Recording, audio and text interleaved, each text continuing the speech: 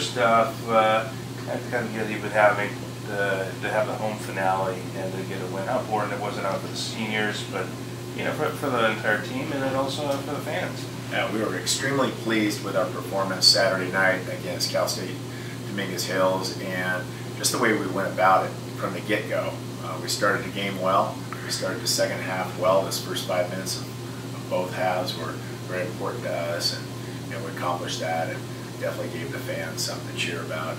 And to have our seniors go out that way in our final home game at Humboldt State was exactly the way we scripted it. So you guys have 2 games remaining, starting off at rival Chico this week. And, haven't faced them this season, a team that they've had a pretty good year. And then talk about the game plan facing the Cats for the second time. Chico State, our rival, going there in their hostile environment. We look forward to that Saturday night. It'll be a great college atmosphere for sure. Coach Klink and his staff do a great job preparing for the Lumberjacks, and I'm sure it'll be a battle-tested contest on Friday night as usual. They're a very good basketball team this year. They've accomplished a lot. The only 2 losses they've had at home were buzzer beaters, and so they're very difficult to beat at Chico State.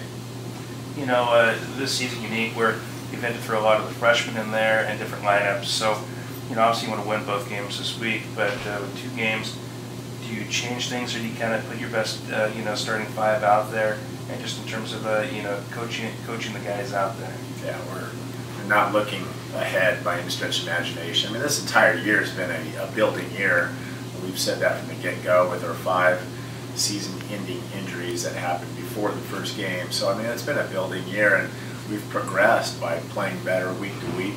We've progressed by becoming a team, a unit, and a strong group of young men that travel well on the road. And if you take a look at our basketball team and how they act on the bench and how hard they play on the floor, I think it's very apparent that we're number 1 in many ways that way. We really are. I believe that how hard we play and how we've stayed together over the last last 7 weekends.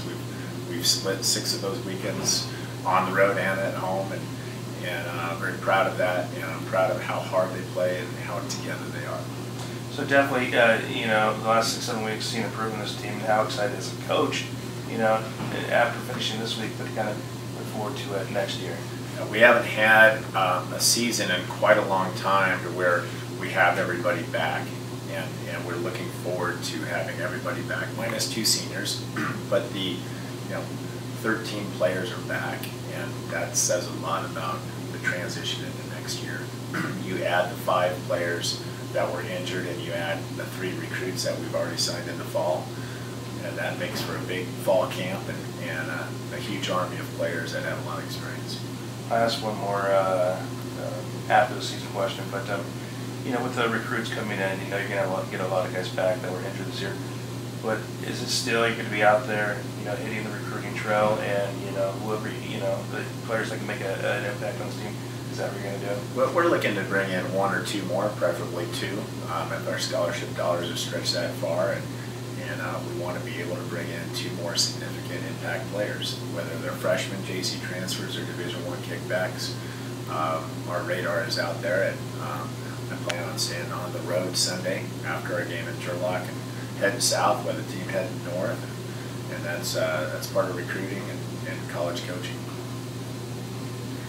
All right, Coach, can you tell me about the recruits you've gotten so far and what needs they're going to fill for your team next year? Yeah, we've got Malik Morgan from Eugene, Oregon, and he's a prolific point guard, having a huge year in Oregon, and they'll make another run for the state championship there. He's a great leader, very athletic point guard, who's a pure point guard, sees the floor extremely well, gets to the basket.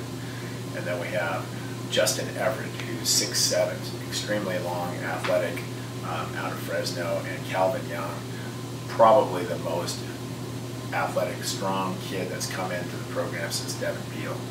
And he's Devin Peel-like in that he's a post player, stronger, explosive, and rebounds the ball. Both Justin and Calvin are averaging over 20 points a game and over 10 rebounds a game, and they both get 3 to 6 blocks a game, and they're going to be a force and very welcome as far as the athleticism. All three kids can really go. And what needs are you looking to fill with the last couple of recruits you're looking for? We just got out of the meeting and we're wide open. You know, we feel like we're extremely balanced on everybody we have coming back, and we're balanced in that we have two significant post players that can step out into the perimeter that are coming in with this point guard. And so the most prolific player we can find, the best impact player we can find on this next recruiting class as far as the spring signing is what we're looking for. Now, David, just a few minutes ago, said he expects to win a national championship. Do you have similar expectations next year to maybe go into postseason, maybe do some damage once you get there? Yeah, I mean, anything's possible, especially when you have a group of kids returning that are solid and you have 5 injured players that are back that are proven prolific players, and you have a nice recruiting class coming in. Anything's possible. And I mean, let's face it, we put Pomona into overtime on the road in December this year with a bunch of freshmen, and so we're capable of making a run, and I like David's goal.